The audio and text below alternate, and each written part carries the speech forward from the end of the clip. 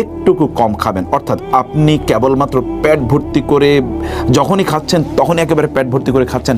আপনি হয়তো বা 2 বার 3 বার বা 4 বার এরকমই খাচ্ছেন আপনি, কিন্তু যখনই খাচ্ছেন তখন একেবারে পেট ভর্তি করে নাকের ডগা পূর্ণ করা পর্যন্ত আপনি খাবেন, এটি কখনো করবেন না। রাসূলুল্লাহ সাল্লাল্লাহু আলাইহি ওয়াসাল্লাম তিনি কি বলেছেন?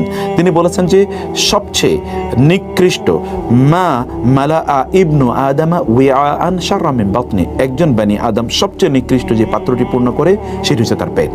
অতএব পেটটাকে 3 ভাগ করার জন্য তিনি বলেছেন, 1 ভাগ আপনি খাদ্য দিয়ে পূর্ণ করা, অন্য ভাগ পানি দিয়ে পূর্ণ করা, এবং তৃতীয় ভাগটি আপনি যেন অক্সিজেনের জন্য, নিঃশ্বাস প্রশ্বাস এবং ডাইজেশনের জন্য সেটিকে যেন আপনি আলাদা করে রাখেন বলে রাসূলুল্লাহ সাল্লাল্লাহু আলাইহি ওয়াসাল্লাম বলেছেন। অতএব খাবারের সময় একটু কম খাওয়া, এবং বিশ্বাস করুন সালফে সালিন তারা বলতেন যাদের উপরের অংশ অর্থাৎ পেট যাদের পূর্ণ তাদের মাথা কিন্তু খালি থাকে, এবং যাদের পেট অপূর্ণ থাকে তাদের মাথা অর্থাৎ তাদের উপরের অংশ এটি জ্ঞান দ্বারা পূর্ণ থাকে। অতএব জ্ঞান দ্বারা পূর্ণ করতে হলে আপনাকে নিশ্চয়ই পেটটাকে কিছুটা হলেও খালি রাখতে হবে, অন্যথায় আপনি সেই পরিমাণ জ্ঞান অর্জন করতে পারবেন না।